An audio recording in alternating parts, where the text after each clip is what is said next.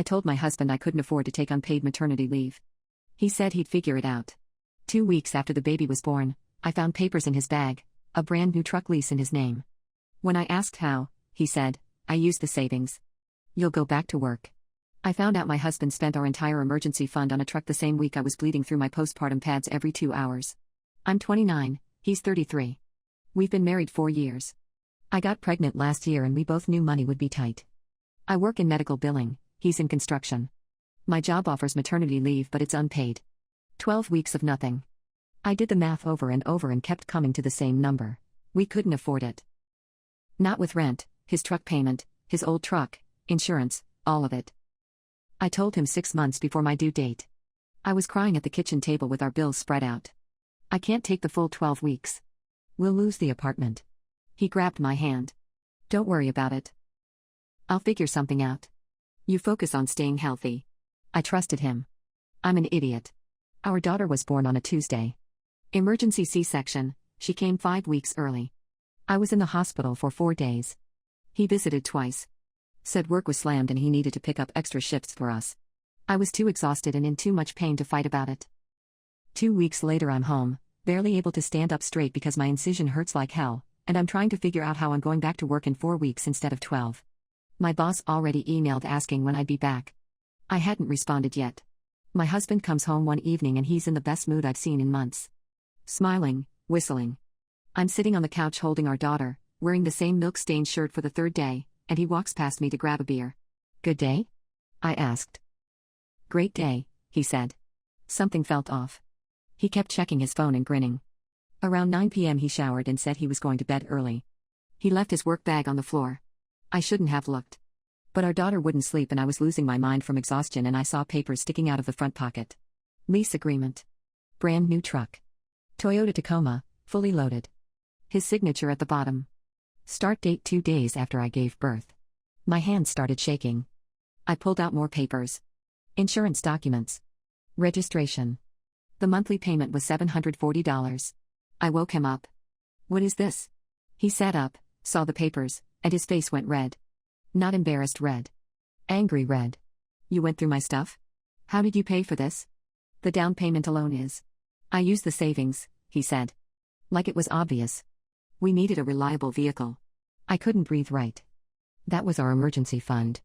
That was for me to take maternity leave. You'll go back to work, he said. It's not a big deal. Women do it all the time. In 4 weeks? I can barely walk. I'm still bleeding. Then figure it out faster. He laid back down. I need sleep. I have work in the morning.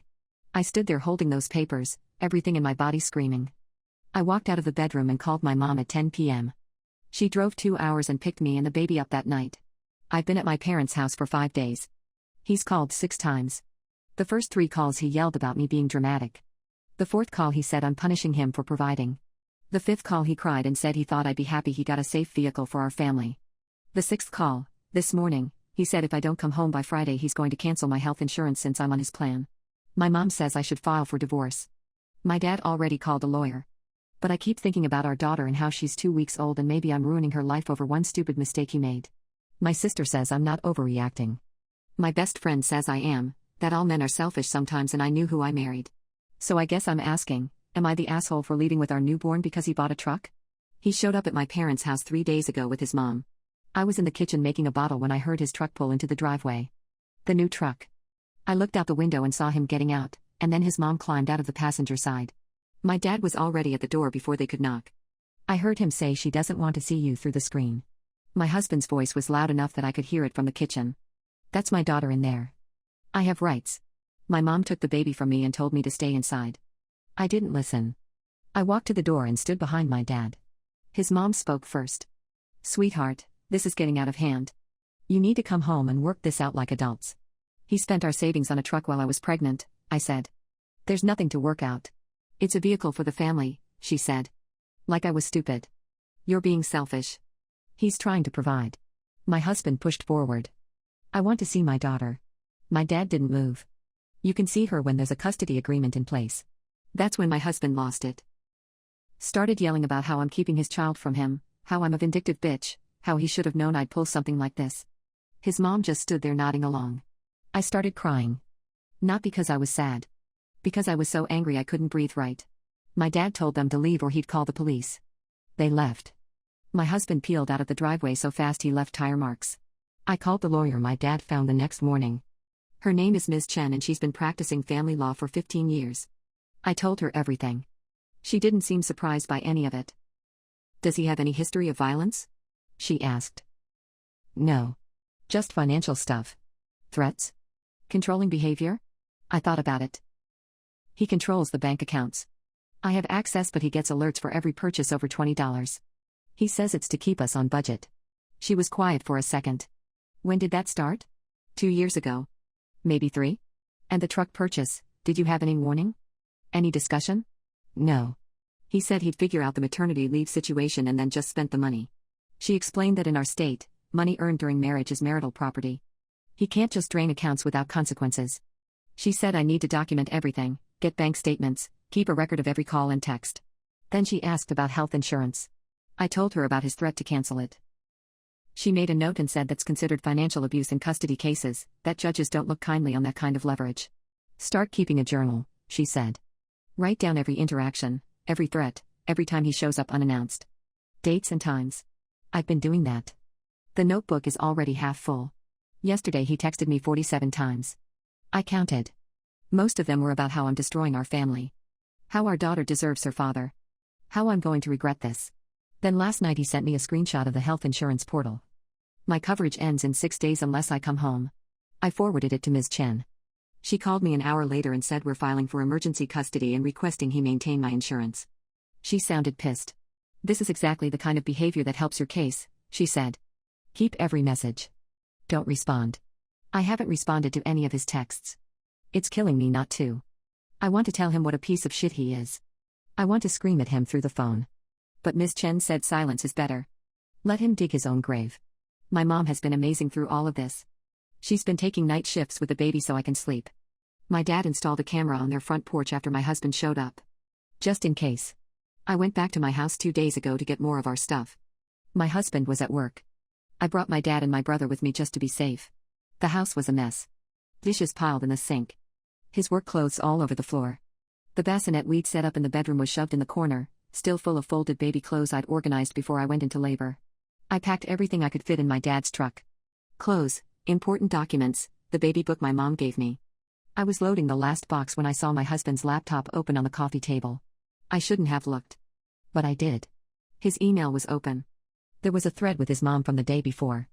She'd sent him links to lawyers. He'd responded, I don't need a lawyer. She'll come crawling back when she realizes she can't afford to live without me. I took a picture of the screen. My brother saw me and asked what I was doing. I showed him. He called my husband a word I can't repeat here. We left after that. I've been at my parents' ever since, trying to figure out what I'm going to do about work. My boss has been understanding but I can only push my return date so far. The medical bills from the C-section are starting to come in. I don't have insurance in 6 days. I'm sitting here holding my daughter while she sleeps, and I keep thinking about that text he sent. About how I'll go back to work. Like it's that simple. Like my body didn't get cut open 2.5 weeks ago. Like I'm not still bleeding and in pain. Ms. Chen says we have a strong case. She says the financial abuse, the threats, the showing up at my parents' house, it all works in my favor. But I'm scared. I'm scared I made the wrong choice leaving. I'm scared I can't do this alone. I'm scared he's going to make this as ugly as possible and our daughter is going to grow up in the middle of a war zone. My best friend came over yesterday. She still thinks I overreacted. She said every marriage has rough patches, that I'm throwing away 4 years over one mistake. I don't think it was one mistake. I think it was him showing me exactly who he is. The court hearing was yesterday and I threw up twice in the bathroom before we went in. Ms. Chen filed for emergency temporary custody 2 weeks ago. My husband fought it. His lawyer sent a response claiming I'm an unfit mother who abandoned the marital home with his child. They're pushing for 50-50 custody immediately. My daughter is 5 weeks old. Ms. Chen told me to dress conservatively and let her do the talking. I wore a black dress my mom bought me because nothing I own fits right after the C-section. My husband showed up in a suit I'd never seen before. Probably bought it with what was left in our account. The judge was a woman in her 60s. She looked tired. My husband's lawyer went first. Painted him as a devoted father being kept from his newborn by a vindictive wife. Said the truck was a necessary purchase for family safety. Said I left in the middle of the night without warning, that I'm alienating him from his child. I dug my nails into my palms so hard I broke skin. Then Ms. Chen stood up. She pulled out printed bank statements showing the savings account balance. Showed the date he emptied it, 2 days after our daughter was born. Showed my medical bills that started arriving the same week. Showed the text messages about canceling my health insurance. She handed the judge a copy of the email screenshot. The one where he told his mom I'd come crawling back when I couldn't afford to live without him. The judge read it. Her expression didn't change, but she took her glasses off and looked directly at my husband. Mr. You withdrew $12,000 from a joint savings account while your wife was postpartum and unable to work? His lawyer started to answer, but the judge held up her hand. I'm asking him. My husband cleared his throat. It was marital funds. I had every right to use them for a family vehicle. Without consulting your wife? Who is 2 weeks postpartum and relying on those funds for unpaid leave? She knew we needed a new truck. Did she agree to this purchase? Silence. The judge put her glasses back on. Temporary custody goes to the mother. You'll have supervised visitation, 2 hours every Saturday at the county family center. Child support will be determined at the next hearing. You will maintain health insurance for your wife and child. If you cancel it, you'll be held in contempt. My husband's lawyer tried to argue. The judge shut it down. Your client drained a savings account while his wife recovered from surgery, then threatened to remove her health insurance when she left. I don't need to hear more. Next case. We walked out and my husband was standing in the hallway. His face was red, that same angry red from when I confronted him about the truck. You're really doing this, he said. Not a question. Ms. Chen stepped between us. Don't speak to my client. That's my wife. Who has a protection order in process. Walk away. He looked at me over her shoulder. You know what you're doing to our daughter? Growing up without her father in the house? I found my voice. You did this. You spent our savings on a truck and told me to figure it out. I was providing for us. You were providing for yourself. His jaw clenched. For a second I thought he might actually hit me. But there were sheriffs in the hallway and Ms. Chen was already moving me toward the exit. I cried the entire drive back to my parents' house. Not because I felt bad. Because I was so relieved I thought I might pass out. The first supervised visit was last Saturday. My dad drove me to the family center. It's this sad building with beige walls and toys that look like they came from a thrift store 20 years ago. A supervisor sat in the corner the whole time taking notes. My husband held our daughter for 10 minutes before she started crying. He tried to calm her down, but she just cried harder. He handed her back to me. She doesn't even know me, he said. That's what happens when you don't show up, I said. The supervisor gave me a look. I shut up. He tried again. Walked around with her, talked to her in this weird high-pitched voice I'd never heard him use. She finally calmed down, but only because she fell asleep. The 2 hours felt like 6. When it was over, he asked if he could take a picture with her. I said no. He argued. The supervisor said photos aren't allowed during visits anyway. He left without saying goodbye. I got a text from him that night. I hope you're happy. You're turning her against me already. She's 5 weeks old. She can't even hold her head up by herself. I went back to work on Monday. 4 weeks postpartum, still bleeding, incision still tender. My boss was understanding, but I could tell she wasn't thrilled. I'm working from home for now, but I can feel the pressure to come back to the office. My mom is watching the baby during the day. I pay her what I can, but it's not enough. She won't take more. Says family doesn't charge family. The medical bills are piling up. The C-section, the NICU stay because she came early, the follow-up appointments. My insurance covered some of it, but my deductible was $3,000. I don't have $3,000. I called the hospital billing department yesterday. Asked about payment plans. The woman on the phone was nice but firm. Minimum $200 a month. I did the math.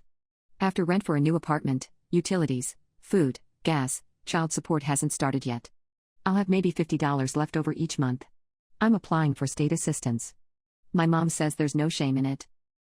My dad says I should be getting more from my husband. Ms. Chen says child support will help, but it takes time to process. My husband is fighting the amount. His lawyer claims his truck payment should be factored into his expenses. Ms. Chen laughed when she told me that. The judge already hates him, she said. This isn't helping. The next court date is in 3 weeks. Full custody hearing. Ms. Chen says we have a strong case, but I need to be prepared for him to get more visitation time. Maybe overnights eventually. I can't imagine sending my daughter to sleep at his house. The house where he couldn't even bother to clean up after himself when I left. Where he shoved her bassinet in the corner like it was garbage. My best friend stopped by yesterday. She still thinks I should try marriage counseling. He made a mistake, she said. People can change. He threatened to cancel my health insurance. He was hurt. People say things they don't mean when they're hurt. I asked her to leave. I'm sitting here at 2 a.m. feeding my daughter, and I keep thinking about what he said at the family center. That she doesn't know him. He's right. And part of me wonders if I'm doing the right thing, keeping her from him like this. But then I remember those papers in his bag. The lease agreement he signed while I was bleeding and exhausted. The text he sent about me going back to work like my body didn't matter. I don't know if I'm doing the right thing. But I know I can't go back. My husband brought his new girlfriend to the second supervised visit. I didn't know until I walked into the family center with my daughter and saw them sitting together in the waiting area. She was younger than me, maybe 25, wearing yoga pants and a crop top. She smiled at me like we were meeting for coffee. The supervisor came out before I could say anything. She took one look at the situation and pulled me aside. Is that his girlfriend? I have no idea who that is. She went over to talk to him. I couldn't hear what they said, but I saw him gesture at the woman, then at me, then back at her. The supervisor shook her head. He stood up and they had a quiet argument in the corner while his girlfriend sat there scrolling on her phone. Finally, the supervisor came back. She's not allowed in the visit. He's claiming she's here for emotional support. My daughter is 8 weeks old. I'm aware. I told him she needs to leave. He's refusing. I looked over at him. He was staring at me with his arms crossed. So what happens now? If she doesn't leave, the visit doesn't happen. It's his choice. He chose her. Walked out with his girlfriend, her hand on his back like she was comforting him. Didn't even look at our daughter on the way out. The supervisor wrote it all down in her notes.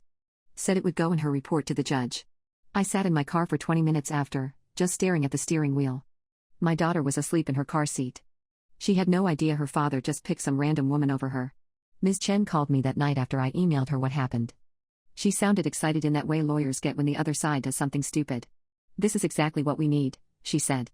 He's showing the judge he's not serious about being a parent. He has a girlfriend already. We've been separated for 6 weeks. Document everything. If she shows up again, take pictures. Get her name if you can. I didn't sleep that night. Kept thinking about how fast he moved on. How he drained our savings, threatened me, fought me for custody, and now he's already with someone else. I went back to the office this week. My boss said working from home wasn't sustainable long term. I'm still bleeding a little, the incision pulls when I move wrong, and I'm running on maybe 4 hours of sleep a night. But I need this job. My coworker asked how the baby was. I said fine. She asked about my husband. I said we separated. Oh honey, I'm so sorry. She put her hand on my arm. What happened? I gave her the short version. She looked horrified. Wait, he spent your savings while you were postpartum? 2 days after I gave birth. She told 3 other people by lunch. By the end of the day half the office knew. I got sympathetic looks in the break room and someone left a gift card for Target on my desk with a note that said for the baby. I cried in the bathroom during my lunch break. The child support hearing is next week. Ms. Chen says he's claiming he can only afford $400 a month because of his truck payment. The state calculation says he should be paying $1,100. The judge is going to destroy him, Ms. Chen said. Especially after the supervised visit report. I want to believe her. But I keep thinking about how he looked at me in that hallway after the first hearing. Like I personally ruined his life by not letting him get away with it. My parents have been amazing, but I can see the strain. My mom is exhausted from watching the baby all day. My dad is stressed about money, about me, about everything.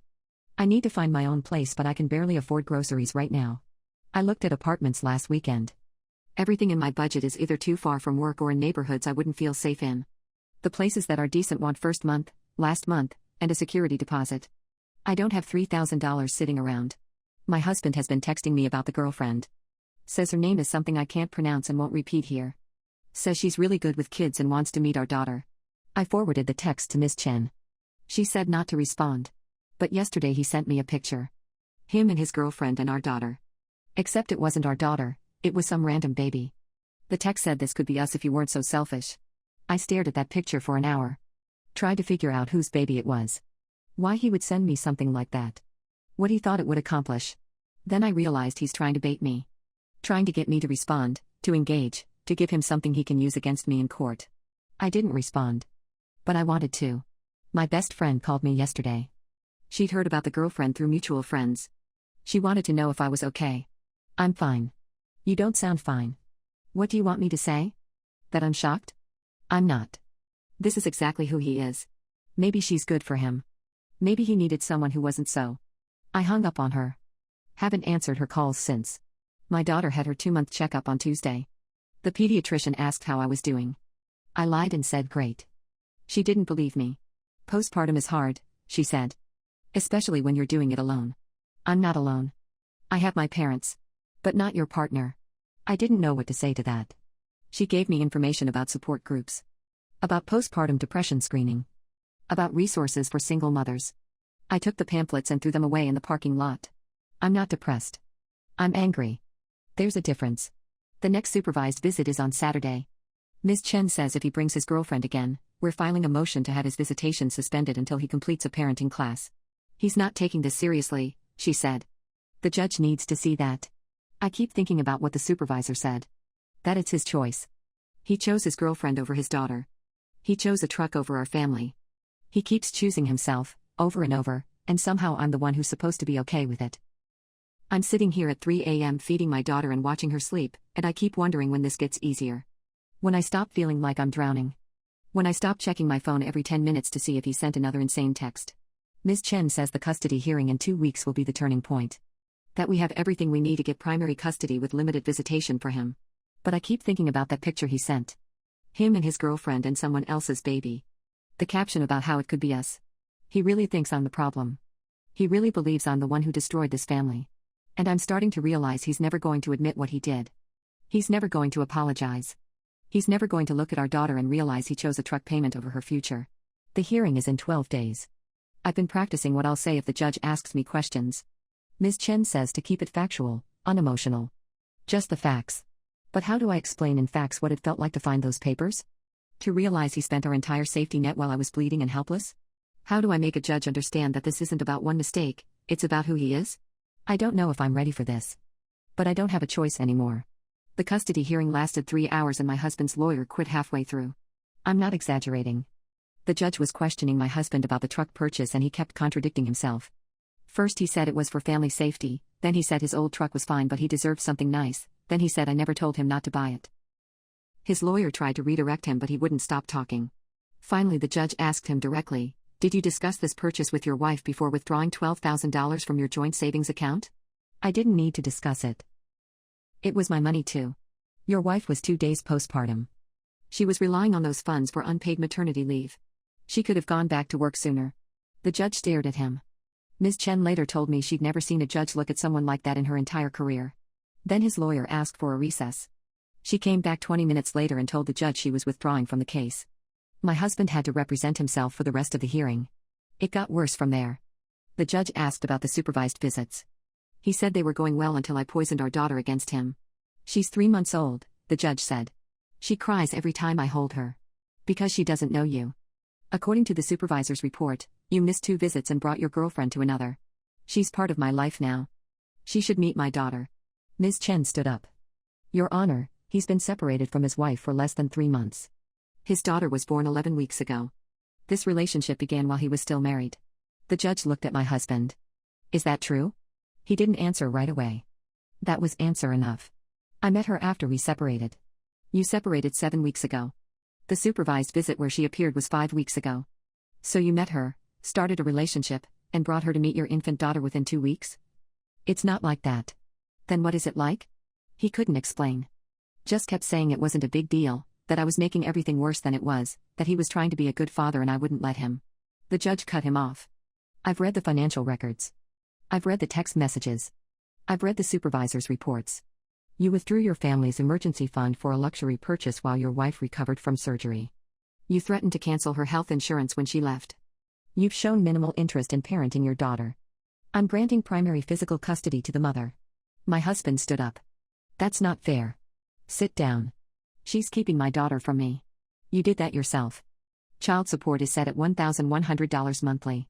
You'll have supervised visitation every other Saturday until you complete a parenting course. After 6 months we'll revisit unsupervised visits. I can't afford $1,100. I have a truck payment. The judge took her glasses off. You should have thought about that before you bought the truck. We're done here. I walked out of that courthouse and sat in my car and sobbed for 20 minutes. Not because I was sad. Because it was finally over. My husband sent me 17 texts that night. All variations of how I ruined his life, how the judge was biased, how he's going to appeal. Ms. Chen says he won't. Says he doesn't have grounds and he can't afford a new lawyer. He showed up to one more supervised visit after that. Held our daughter for 40 minutes and spent most of it on his phone. The supervisor noted it in her report. He hasn't scheduled another visit since. That was 6 weeks ago. The child support check started coming. $1,100 every month, directly deposited. I used the first one to pay off part of the hospital bill. The second one went toward rent on a tiny apartment 3 miles from my parents. It's not much, but it's ours. My daughter is 4.5 months old now. She's sleeping better. I'm sleeping better. The bleeding finally stopped. My incision doesn't hurt anymore. I haven't heard from my husband in 3 weeks. His mom called me once, said I was destroying her son's life and keeping her grandchild from her. I told her she could take it up with the court. She hung up on me. My best friend and I aren't speaking. She sent me a long text about forgiveness and how I need to let go of my anger. I deleted it without responding. Work is still hard but getting easier. My boss gave me a raise last month, said I'd proven myself. It's only an extra $200 a month, but it feels like a fortune. I signed the divorce papers yesterday. Ms. Chen walked me through every page. It's done. I'm not his wife anymore. My daughter will never remember the house we lived in together. She'll never remember me crying on the couch at 3 a.m, trying to figure out how we'd survive. She'll never know what it felt like to find those papers in his bag. But I'll remember. I'll remember what he chose. I'll remember that text about me going back to work. I'll remember his face when the judge ruled against him. My mom asked me last week if I regret marrying him. I thought about it for a long time. No, I said. Because I got her. My daughter smiled at me for the first time last Tuesday. A real smile, not gas. She was lying on her play mat and I was making stupid faces at her and she just lit up. I took a video and almost sent it to him. Then I remembered he hasn't asked about her in 3 weeks. I deleted his number from my phone last night. I don't need it anymore. Everything goes through Ms. Chen or the court portal now. I'm sitting here feeding her at 2 a.m. like I have every night for 4.5 months. She's getting heavy. Growing fast. She has his eyes, but that's where the resemblance ends. Someone at work asked me yesterday if I'd ever date again. The question caught me off guard. Maybe someday, I said. Right now I'm just trying to survive. But the truth is I'm not just surviving anymore. I'm actually living. I wake up in my own apartment that smells like baby lotion and coffee. I go to work and come home to my daughter. I visit my parents on weekends. It's quiet and simple and mine. My husband has a truck he can't afford and a girlfriend who'll probably leave when she realizes what he is. He has every other Saturday with a daughter who barely knows him, supervised by a stranger in a beige room with broken toys. I have everything that matters. The lease on that truck is 7 years. He'll be making payments until our daughter is in 2nd grade. Every month he'll get that bill and maybe he'll think about what it cost him. Maybe he won't. I don't care anymore. I got the final hospital bill yesterday. $847 remaining. I can pay it off in 4 months with the child support money. Then I'll start saving again. Building back what he took. My daughter is asleep on my chest right now. She's warm and heavy and breathing slow. This is what he gave up. This exact moment, repeated every night for the rest of her childhood. I hope it was worth it. I hope that truck drives exactly how he dreamed it would. I hope when he's sitting in it alone at a stoplight, he thinks about us. I hope it hurts. But mostly I hope one day I stop hoping for that. I hope I reach a point where I don't think about him at all. I'm not there yet. But I'm getting closer.